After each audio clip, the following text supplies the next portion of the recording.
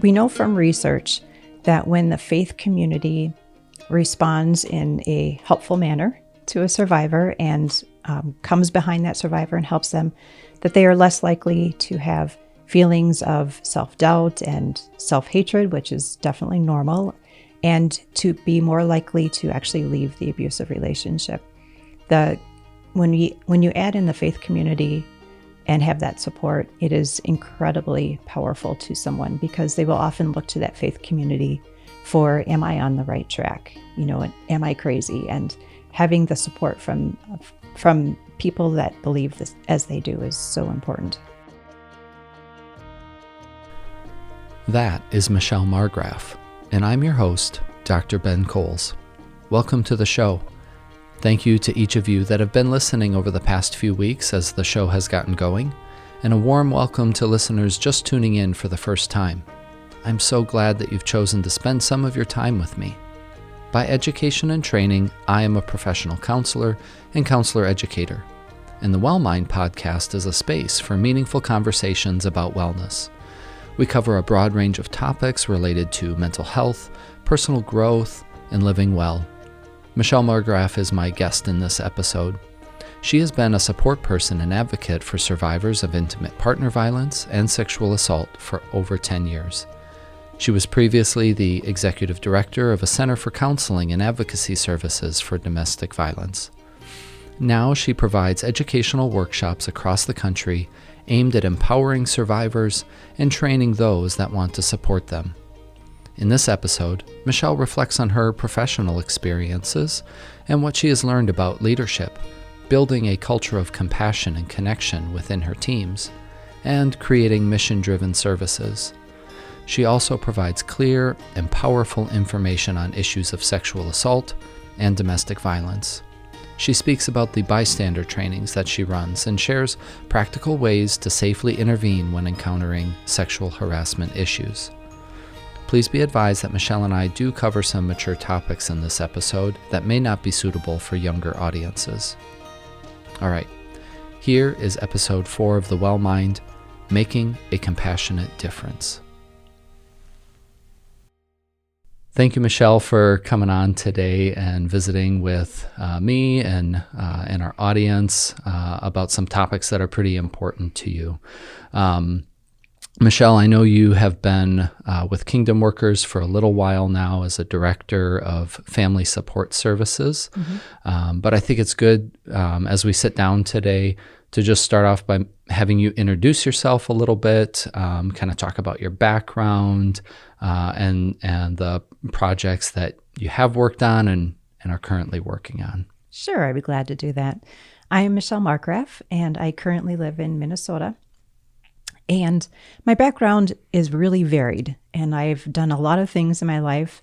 Probably the most recently, and what really is relevant to what we're going to talk about today, is in 2011, I started volunteering for a rape and domestic abuse agency.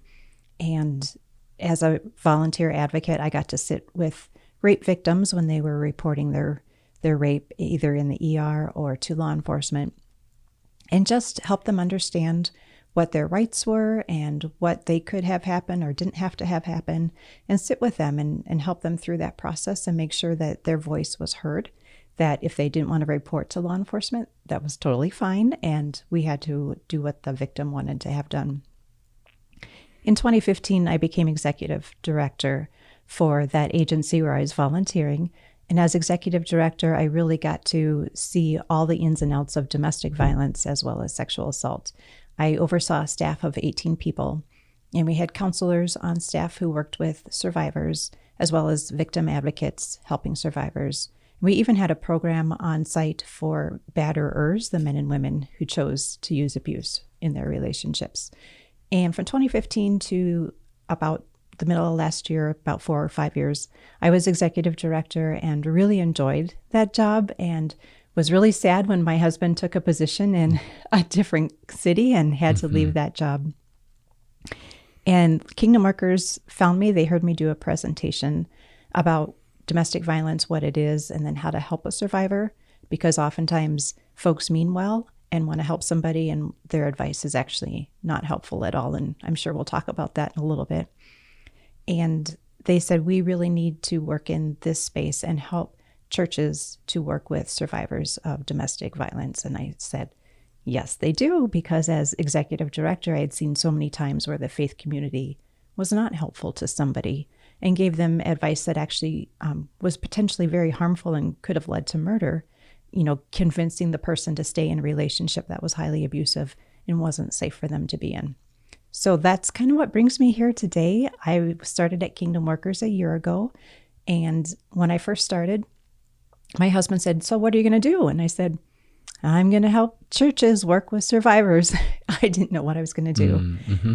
And because this was totally new right. for them. I mean, Kingdom Workers has had a number of different kind of branches, mm-hmm. but this was a new endeavor for them. Completely new. Mm-hmm. And so wasn't really sure where to go. And thankfully, a church about a month in came to me and said, we want to offer support groups for survivors, and we want to offer it in our church and help survivors. And I really started digging in and making sure we could do that safely, because I definitely don't want support group people thinking that they're counselors and trying to, go into that level. And really worked for the last 6 months of 2019, creating all the different things that we would need to have, like really in-depth facilitator training.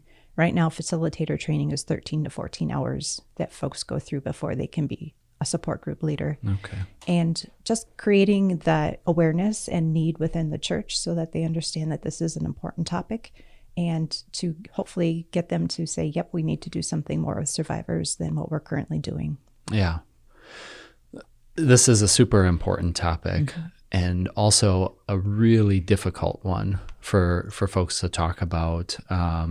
And so you having the background that you have, I mean, starting back in 2011, really on the front line, sitting with people, seeing firsthand what kind of things within a system a person is having to navigate, but then also internally the things that they're having to navigate when they have suffered such a trauma as sexual assault. So even kind of backing up to that point, I'm curious, being that this is such a difficult topic, a heavy topic, how did you decide to even do this in the first place, to sit with these folks and do that for years and years, actually? Well, my journey actually started 3 years or so before 2011. And at the time, the Bible passage, whatever you've done for the least of these brothers and sisters of mine, you've done for me, kept coming to me. And I kept thinking about that and struggling, and how have I helped those less fortunate than I am? And I didn't have a good answer for that. And the way I actually got into this is somebody else had introduced this to me as, did you know this opportunity is available? And I hadn't. Mm-hmm. Mm-hmm. And it is a tough one. Part of the decision to start it was I had young kids at the time. And it was something because it was weekends and evenings when the Compass Center was off call or needed the call. I could do it when my husband was home with the kids and free me up to go. So that was a big part of it, was something that I can do and not involve my kids too much. It wouldn't affect their lives. Mm-hmm. And I also kind of know my personality. There are some people that definitely cannot be advocates, and it's just because they take on the pain and the trauma for themselves. Mm-hmm. And I knew for me, I could create the separation between myself and, definitely have empathy for the person right. who's sitting there in that bed, but not take it home with me. And I'm pretty good at that. So, mm-hmm. and, the Compass Center, the place where I was an advocate, was great. They said, hey, try this. And, if you go on 1 or 2 calls and it's not for you, then you tried it and it's not for you, and we understand it's not for everybody. So They made it super easy that I could certainly explore it. And, if it wasn't right for me, then I wouldn't have to do it. But you wouldn't know until you actually had that experience. And what kind of training or mentorship was there at that point? Because I know that's a big part of what you're doing now. Mm-hmm. But has it always been that way? Is it always this intensive training, 13, 14 hours, mentoring, those kind of things? What was it like back then? Well, for this area, when people go to a crisis center and want to volunteer, it's generally 40 hours of training that people go through. Okay. Okay. And lots of role playing as well as just learning about different things. And definitely part of the training is shadowing somebody on actual calls, because until you're there, you just don't know what it's going to be like. And the reality is I saw over 200 victims, and no two were exactly the same. They're all very different in how people react and what has happened to them. Mm-hmm. Mm-hmm. Yeah. So moving forward a little bit in time then, to move from that advocate volunteer role into an executive director role is, in my mind, a huge step. Mm-hmm. What was it? Was it that big of a step for you at that point?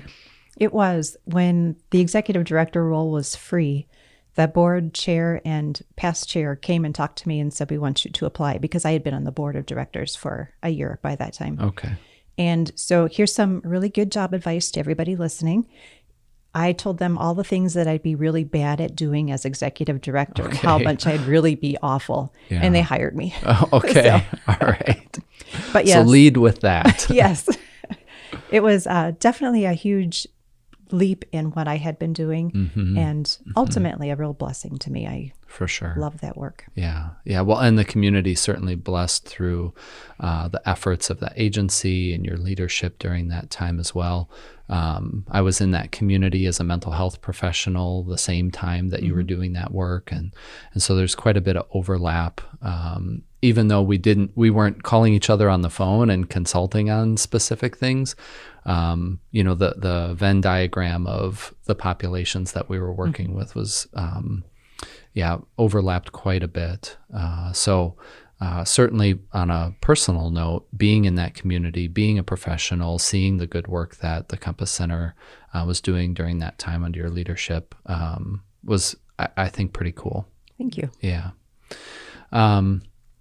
So some of these, shortcomings, because I guess I know, like, leadership is an important topic for you as well, mm-hmm. and I hope we can spend a little bit of time with that. But you were saying, I told them everything that I was bad at, and they still hired me anyway, mm-hmm. But that didn't automatically make you good at those things. So I think you were continuing your education at some point mm-hmm. during that time as well. Can you kind of fill me in on that? Right. At that time, I had already started on the road to getting a master's in business. Okay. So right. I was already a year into that program. Mm-hmm.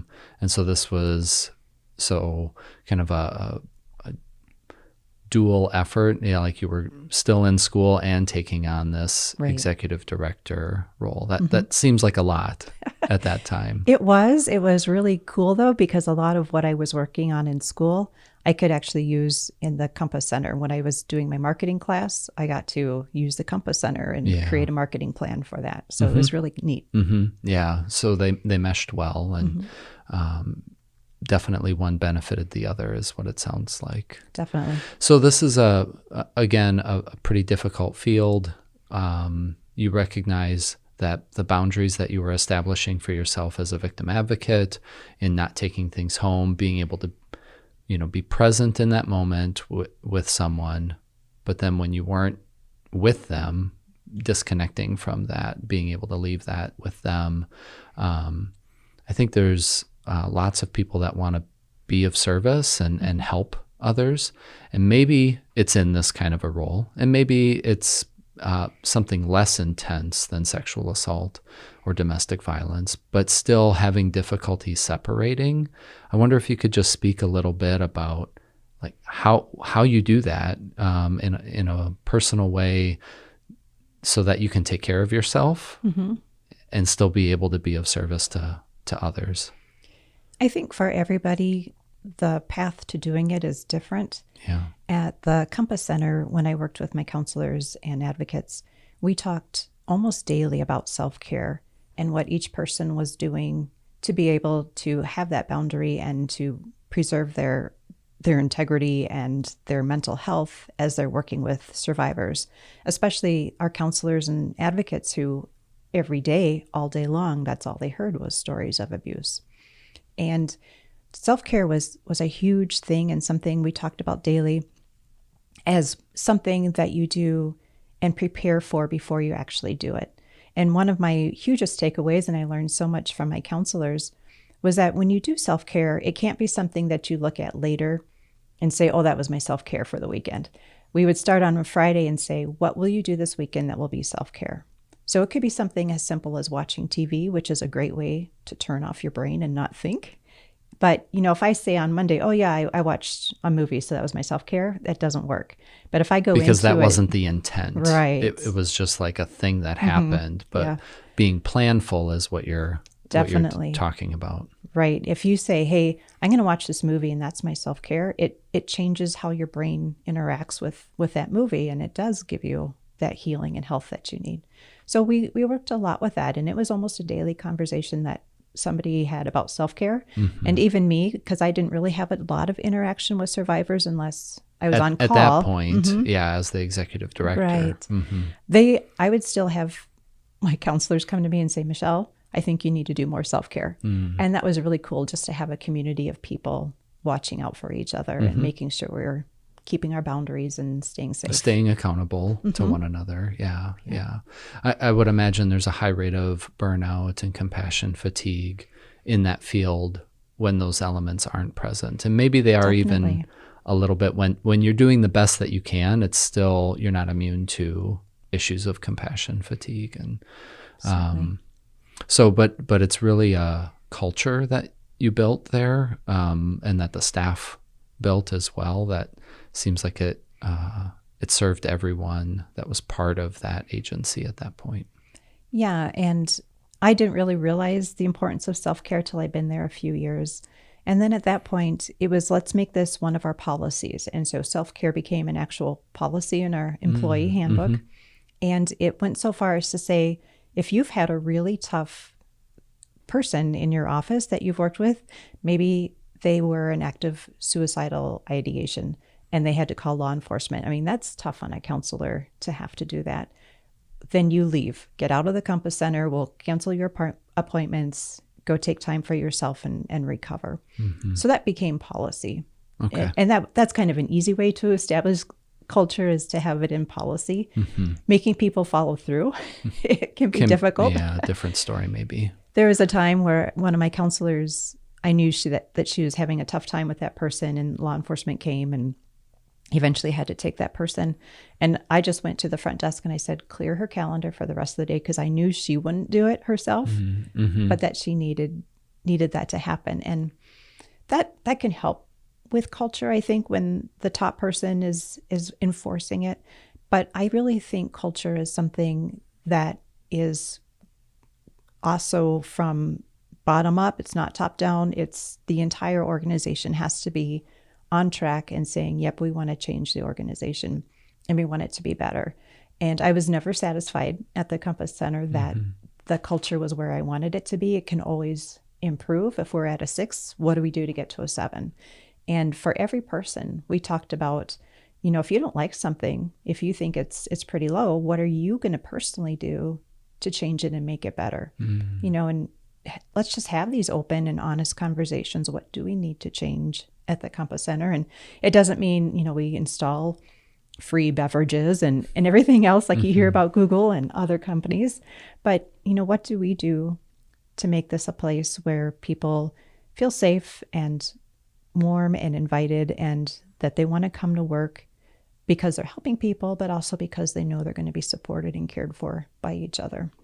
Yeah. So, I mean, it seems like you're speaking about the importance of relationship within that culture, that people are there to support one another. You're never on an island with these things. And whether it's the newest person or the most veteran person, whether it's somebody that's volunteering or the executive director, everybody is buying into that and following through on that from a relational standpoint. Definitely. It never happens in isolation. And I'm a huge proponent of being open and as and transparent as possible. So if I want to change something, I'm not going to do things in the background and hope it changes. I'm going to say, here's what I want to change. I need everybody to buy in. And if you're not bought in, tell me why. But I can't change this on my own.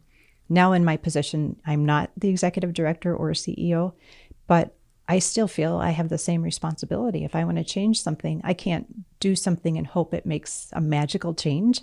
I need to get others involved and tell them, this is my plan. This is how I'd love to move our culture in a different direction.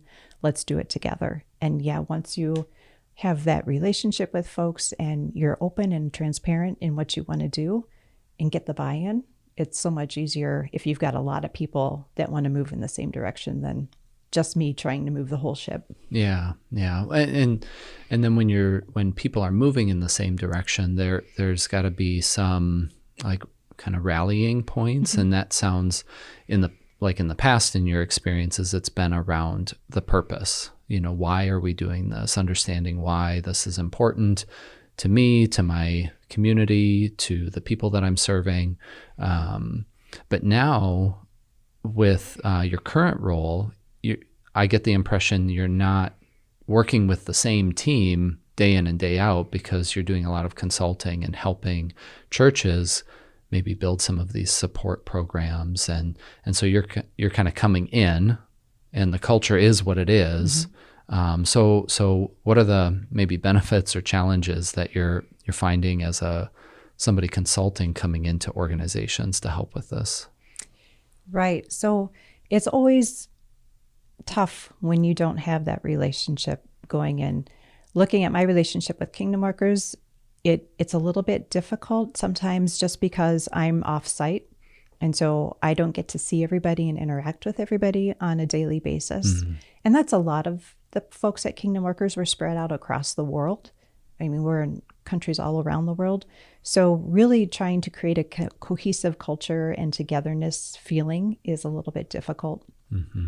In that situation, we recently, and I kind of promoted that, well, I did promote this, was we created a program that matched a US-based person with a person who's in Chile or in Nigeria or wherever in the world, and kind of created like a care partnership relationship where especially the US person is reaching out to that person who's far away. Mm-hmm. And just making them feel more part of the team and helping them. An interesting thing with COVID and with having, especially when Wisconsin was in lockdown, which is where our office is, is with COVID, we all had to go online. It wasn't like a group of people were in the home office and then everybody else was videoing. Then everybody was videoing. And that really leveled the playing field for everybody, where if the people who were in Malawi didn't feel like they were kind of a fly on the wall watching everybody else be together, but everybody was pretty much in the same thing. They were a picture on Zoom. Mm-hmm. So that was a real blessing with COVID and it's something that our CEO saw was important and is continuing. When we have an all staff meeting, everybody Zooms in, even if they're in the office, because we want everybody to feel the same level of care and availability on those meetings. Yeah. So some real positive change amidst some really challenging circumstances. It's finding a way to grow and develop even through those challenges, and maybe even because of them. Mm-hmm. Yeah, and sometimes it never would have come about otherwise, because it never would have occurred to, I don't think, anybody that this is what we need, but it was a neat outcome from it. Yeah, and then you bringing that emphasis on relationship and helping people connect in a more personal, one-on-one way, again, continues to add and build that culture within that organization. Definitely. And I have to tell your listeners, I am not a person who likes relationships and being close with people. So it might sound like this is just a natural thing that Michelle does. It is not at all. I would rather be in my office all by myself and not interact with people. Okay. That's quite a contrast then, isn't it? To how maybe you're saying, this is how I'm hardwired to be pretty independent, autonomous, close the door, do my work. Mm-hmm. But so how do you manage that? Right. And it really was being executive director and understanding that I needed to build relationships. For me, before that, work was get your job done. And if I wasn't talking to people, that's not my job. I'm, at the water cooler talking about XYZ. And it really took me a long time to learn that that is part of my job. Is if I'm in the lunchroom and I'm talking to one of my counselors about what she's going to do that weekend, that's my job. And I'm building that relationship and helping her feel like she is supported and that I care. And that was huge. And it was hard at the same time because I'm still wired to get stuff done and not to just chat about stuff. But that is equally important.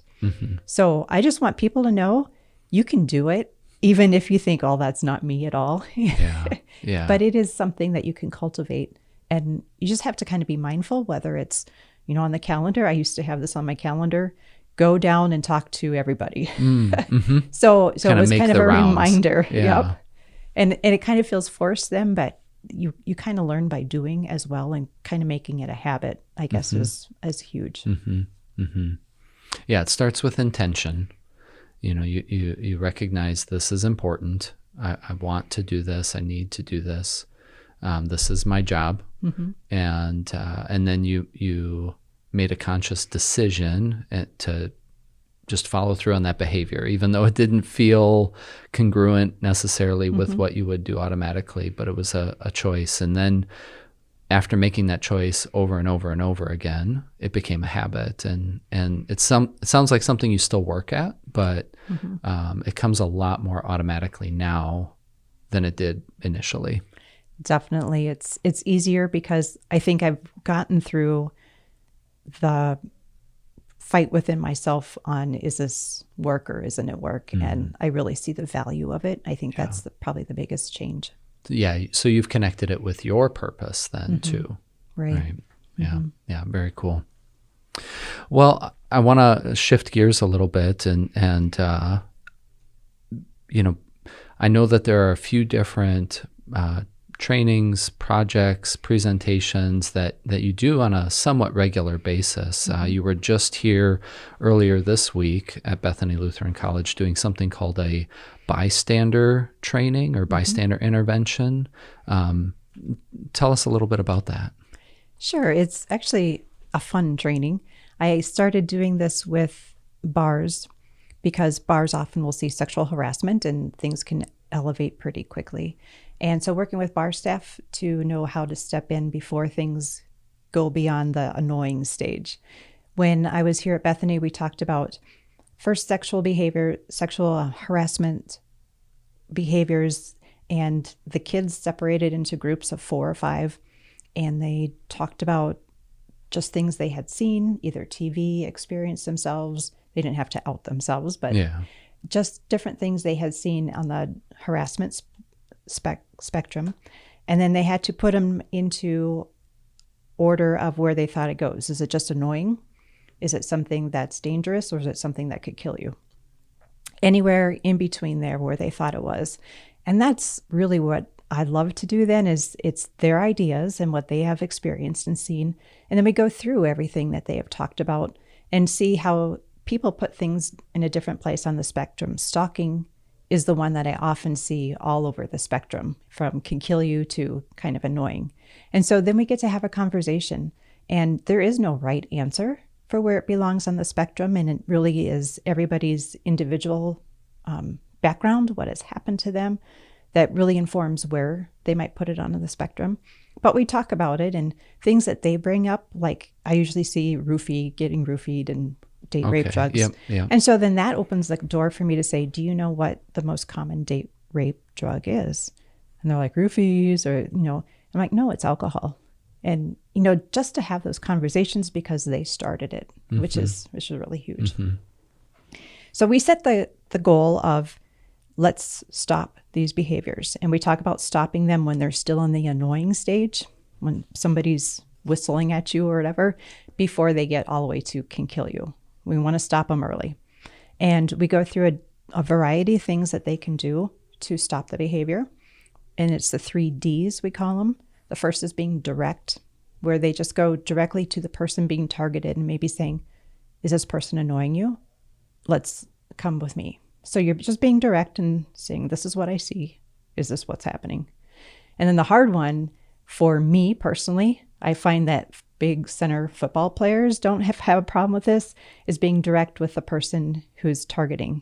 So being direct Doing with the abuser. Annoying behaviors or, and going up and basically going, knock it off. Yeah. Or stop doing that. Stop. Yeah. Right. And generally, men find that easier to do than women, but definitely there are women that are fine with that too. So we get into lines and they actually practice going up to each other and distracting first as a target and then distracting the person who's behaving wrongly. And then we talk about distracting. How do you distract the person? Like maybe it's go up to the person who's being annoying and saying, hey, you've got a Packers shirt on. Do you want to talk about the Packer game last weekend? And just kind of going on for that. One of the students was great. She went up to the person who was being bad behaving. And she goes, can you believe that science test that we had? And she just went off on the test and how unfair it was and was involving him in that. And that's what you want to do. You want to put a space between the target, the person who's experiencing it, and the person who's behaving badly. And so doing that. So we have direct, distract, and the third one is delegate. And that's especially when it elevates into the away from the annoying into, that can something kill you. That's harmful. Yes.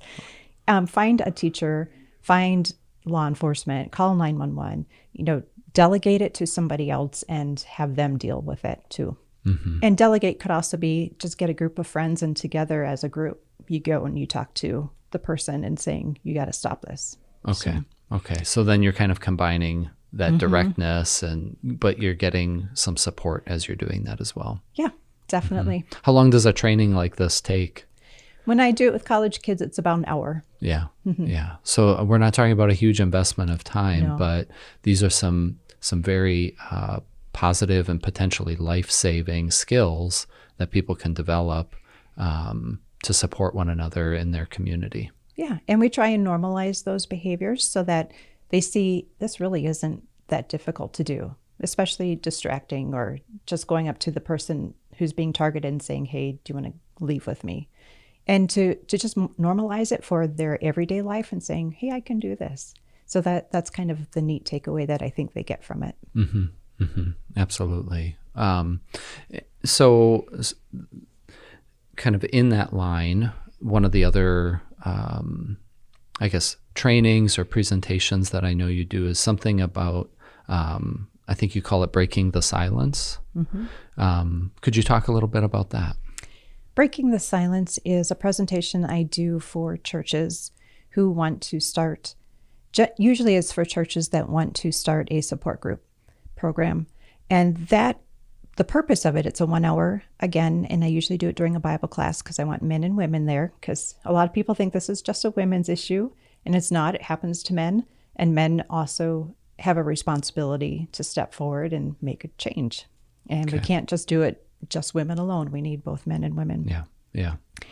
I go into the church and it's a 1 hour and we really go through domestic violence in all of its forms and talk especially about mental abuse and then spiritual abuse, because that's why a church needs to be involved. And we talk about different types of spiritual abuse that can happen in a relationship. For a lot of conservative churches, the Bible passage about submitting to your husband is often taken in a bad context by the abuser, and it becomes like this is the law. You have to obey me, and if you don't, then it's my responsibility to do something to make you obey me. Sure, it becomes a tactic for coercion. Right, to get more control. And so we talk through all the different aspects of domestic violence, and again, we do an activity where folks are telling me what domestic violence is and giving me the platform of just expanding on some of what they have brought forward. And then we talk about how you as an individual can make a difference. I want the church doing the support group, but the support group is only helping a few people. And when you look at the statistic of 1 out of 3 women and men will have some type of violence in their lifetime, we need to reach more than just the few people in a support group. And I want the church to be a culture where people who are in an abusive relationship feel comfortable to come forward. And changing culture is tough. And so this 1 hour class is just the beginning of trying to affect a culture change in churches so that people have a platform where they can go and they can talk about, hey, do you remember what Michelle said on Sunday in Bible class? And then it's not like, oh man, I have to bring this up on my own, but I've got a place that I can refer a reference to. point. Yeah. Yeah. And just, we want people talking about it more. And as we go through and we talk about violence, it's really important folks know how to help a survivor.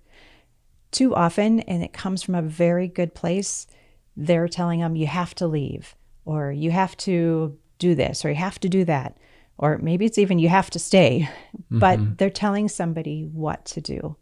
And so basically taking the control that the abuser has and taking it for, even though they mean well, they're trying to control the person and tell them what to do.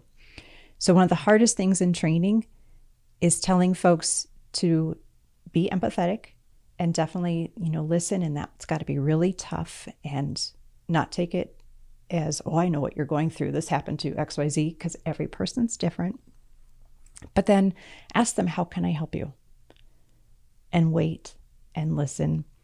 And then the thing that people really have a tough time with, and I totally understand, is that if they say, I want to go back because I really love John or Mary or whomever it is, that you help them do that, but help them do it safely.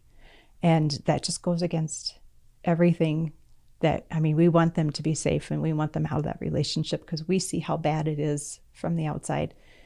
And then trying to help people understand that there's other things going on they don't know about. The most dangerous point in a relationship is right after a person leaves that abusive relationship. That's when they die, because the abuser now understands, I don't have that control anymore. I've lost it.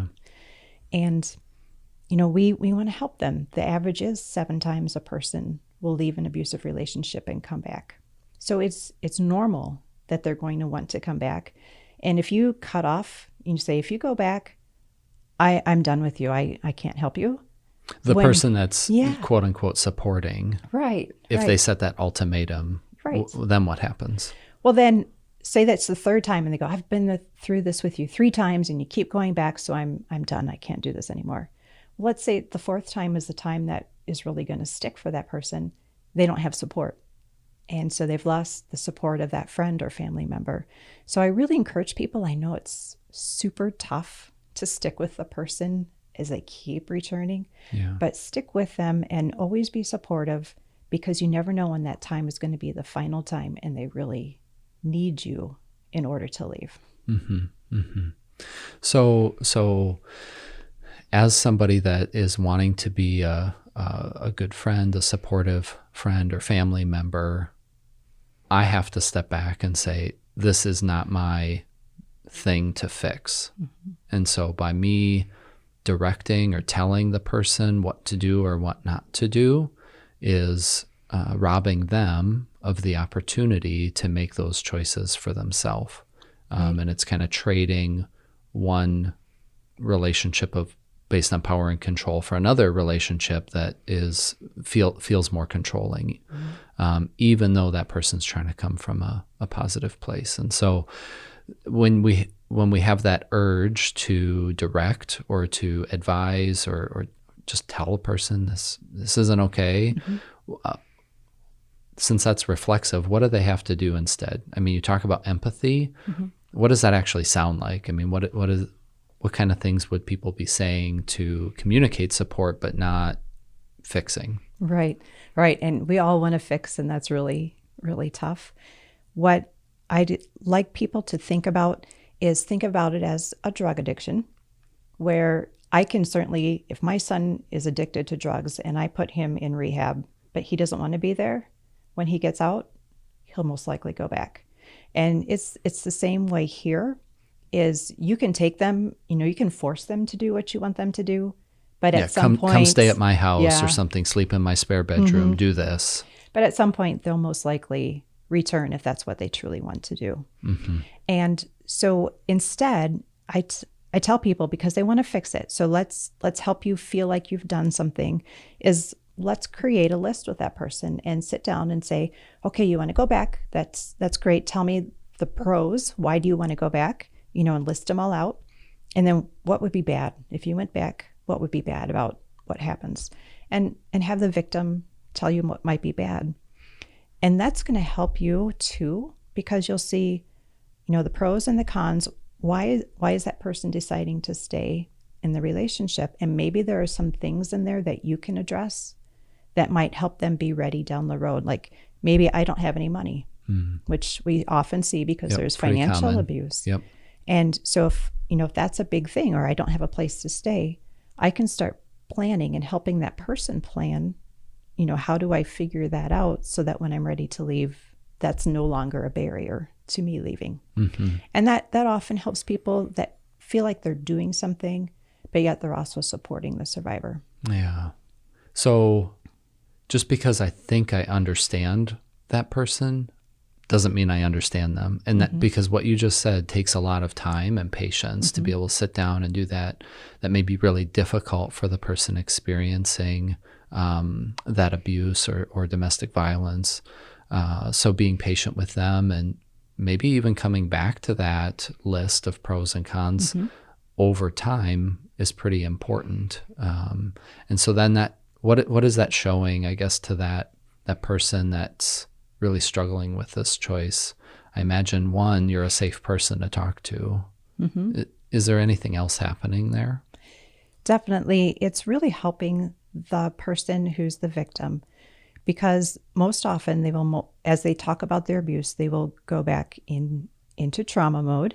And most folks don't understand how trauma affects the brain and affects reasoning and makes folks do things that might not seem like a normal. Like logical. Normal isn't a good word. Yeah, like a reasonable or logical choice. Yeah. A lot of what they do seems like it's not reasonable. And so we need to know that's normal, that the part of their brain that is responsible for logical thinking kind of shuts down with trauma. And so they're reacting rather than thinking proactively.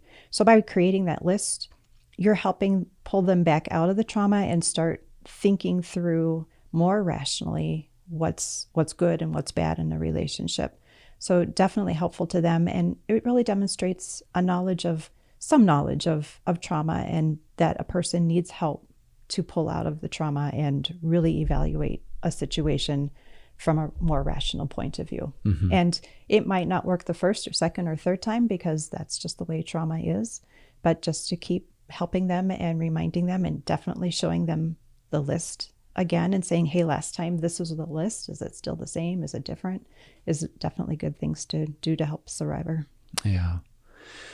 You've spoken about some of the ways in which Scripture or the church community hasn't been helpful because either Scripture's being misused, kind of being funneled through that lens of power and control, or somebody that's well-meaning but maybe just not educated about this. You've talked about some of those risks, but what are the potential benefits, I guess, of being able to incorporate a person's faith or incorporate Scripture into this whole decision-making process, this breaking the silence, this idea of making some changes? Yes, we know from research that when the faith community responds in a helpful manner to a survivor and comes behind that survivor and helps them, that they are less likely to have feelings of self-doubt and self-hatred, which is definitely normal, and to be more likely to actually leave the abusive relationship. When you add in the faith community and have that support, it is incredibly powerful to someone, because they will often look to that faith community for, am I on the right track? Am I crazy? And having the support from people that believe this as they do is so important. Mm-hmm. Mm-hmm.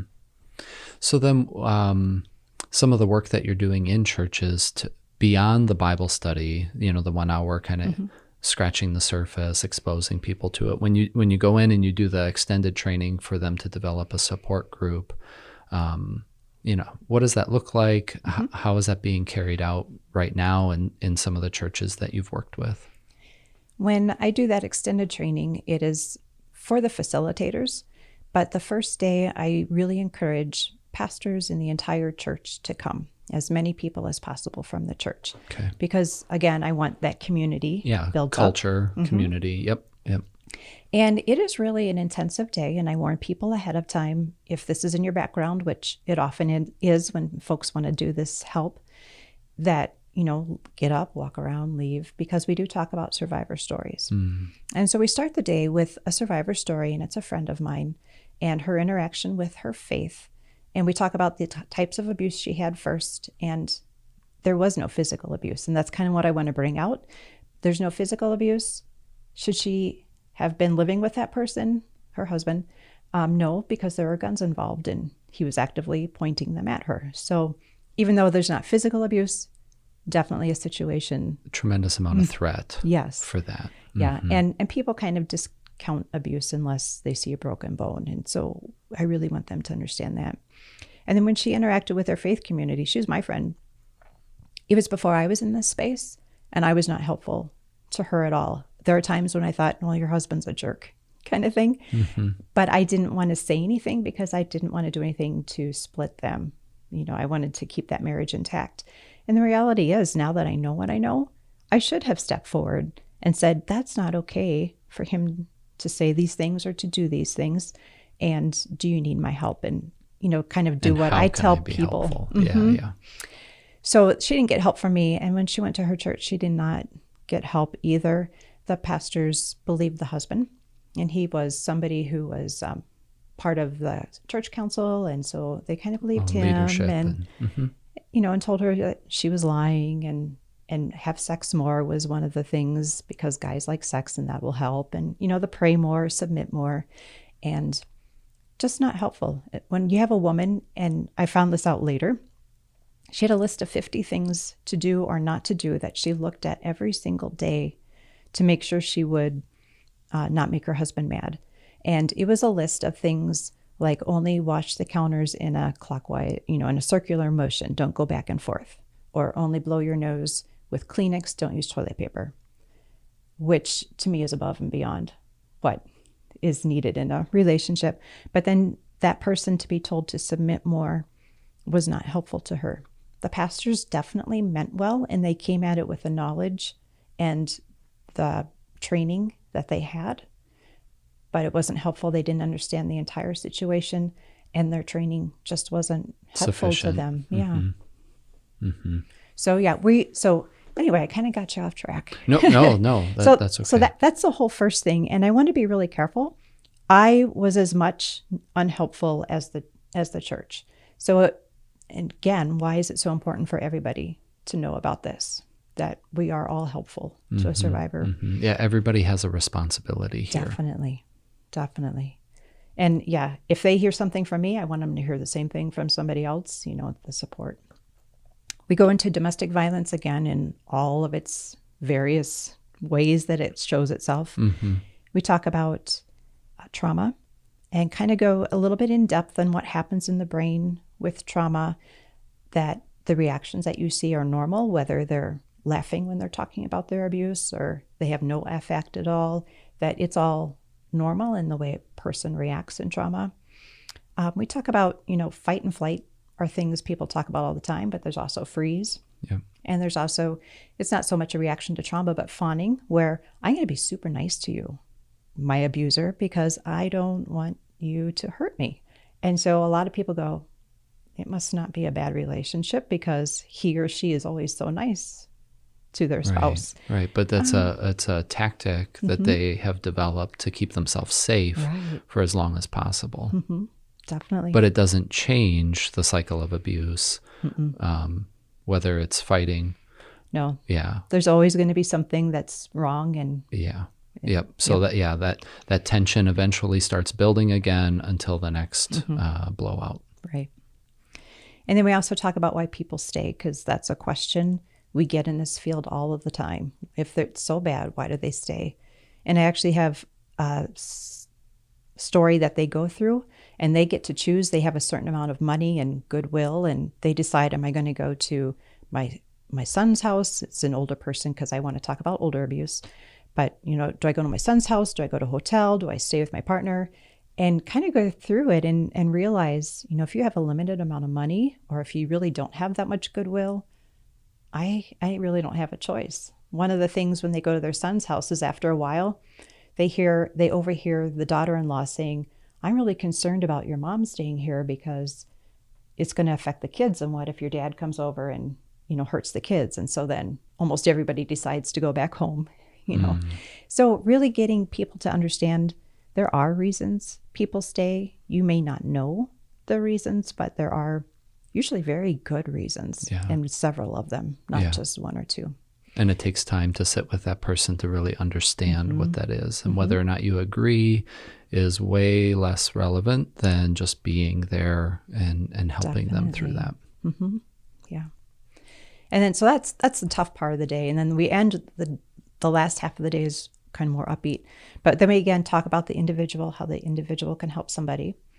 I usually am able to find somebody in the community who's willing to come in, the local rape or domestic abuse crisis center or shelter, have them come in, because it's really important that people understand what is available in the community, that folks can go somewhere and get help with a protection or restraining order and help writing it, and they can have somebody go with them to court and be with them and just understand all the different things that are available at no cost, just so they can say, hey, I can't help you with this, but I'll go with you to the Compass Center or whatever, and let's get help together. Right. Let's help you. So definitely, safety planning, they do so many safety plans in the community agencies. Let them help, because they are really experts at doing that, and every situation is so different. And then we talk, the last part of it is actually the church just gets to talk as a church. I'm there as a resource. The community folks, if they stay, are there as a resource. And the church talks about what are we going to do to help survivors. They've already decided on the support group. And what else do we want to do? Maybe they want to start a fund to help people stay in a hotel when needed, because sometimes the shelter is full. Or they might not accept men. So just, what do we do? There's one church, the church in Crete, Illinois, that started all this, has decided that they're going to create these bags and put devotion materials and different things for kids in there. They're giving them to law enforcement. So when law enforcement goes on a domestic call, they can give these bags to kids. So what do you want to do as a church? Let's involve more people. Facilitator is a really tough job, but we can involve more people in jobs that might not be quite so daunting and challenging. Yeah.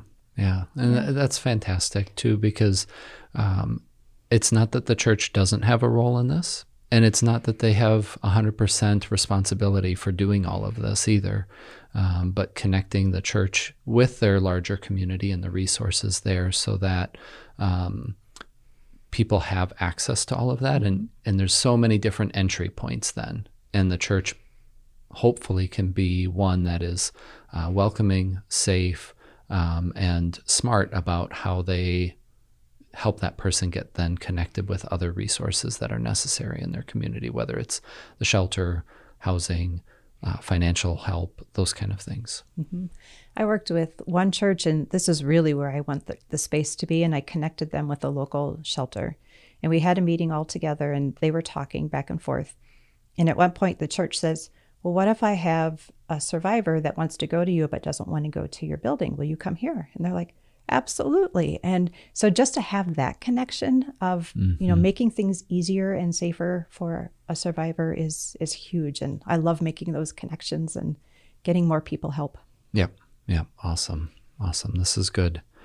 So, as we start transitioning towards the end of our time today, there's a couple of things that I always ask guests, and as a way of just kind of thinking about what's next, and then helping people connect with additional resources if they want to learn more, understand more about the topics that we're talking about. So first question is just, what's the next kind of project that you're working on? What do you have coming, whether that's presentations or trainings, other things through Kingdom Workers? What's next for you? Right now, there are a lot of trainings scheduled with churches. Most of my time up to the end of this year is pretty full with trainings, and we're starting to look into the next year and start getting churches scheduled into the next year for getting trainings. And are these all in person, or are you doing them through Zoom? What does that look like? The 1 hour Bible class, I will often do through Zoom, especially if it's travel. A distance, yeah. Of course, I might want to go to Florida in January or something, yeah. But that really makes the most sense for just an hour, is to Zoom into a Bible class and be able to present that way. But the other training I want to do in person because it is very much activity-based. We do tons of activities. I believe that's how adults learn the best. And it also, it's a tough topic, so we need people moving around and getting rid of some of that stress that builds up. So when somebody is participating in this training, it's really important for them to be in person as well. You're there. There's a lot of interaction. It's a very physically engaging process that you're doing in person, right? And that's pretty much booked through the rest of this year is what you're saying. Yeah. So there's a tremendous need. A lot of people are seeing that need and stepping up. Right. Yeah. And that in person is just important for me too, because I need to build a relationship with the churches so that they feel comfortable coming to me if they have questions down the road. And I certainly have a lot of pastors who are just asking me questions saying, hey, this came up, can you help me? And I love that. And they feel comfortable with me because we met in person rather than on the phone or over Zoom. Right. So if people want to learn more about this, if they want to educate themselves, they're saying, well, maybe my church isn't doing the training yet. Maybe that's something that I can advocate for in my community. But I want to do something now. What are some of your go-to resources to help people just educate themselves more about this topic? Well, if you want to do more, definitely find your local domestic violence or rape crisis center or shelter and reach out to them. There are lots of different positions they could do as volunteers. I chose a tough one, but there are certainly easier ones. Oftentimes they'll have office work or helping. A shelter might need help with preparing meals. So reach out to them and see what they have available for a volunteer work and see what you can do to help them. Okay. And then, there is a lot of information available about domestic violence. A Google search will bring up a lot of information. I generally go to the Centers for Disease Control. If you Google Centers for Disease Control domestic violence, they have a lot of good resources as well as research that's been done on it. NCADV is a national organization against domestic violence. They definitely have a lot of resources and links to other resources available as well. Fantastic. Michelle, I know that it's been some challenging topics that we've covered today, but I really appreciate you being so direct, open about this. I think it destigmatizes this, having these kinds of conversations, recognizing whether it's on a college campus, in a bar, at church, like there is no space that's immune from issues of abuse, issues of violence. And so the more education that we have, the more training that we have, so that when we see something, we can do something about it, and hopefully help people in need in ways that is really efficacious for them. Definitely. And I appreciate having the time here just to talk about it. I'm passionate about it. And it feels weird to say, but I love this topic and I love just letting people know more about it, because the more we know, the more we can do. Yeah. Yep. I get that. There's a tremendous need, and you found a purpose here for yourself, and really inspiring others to be of help. So thank you so much, Michelle. Yes. Thank you.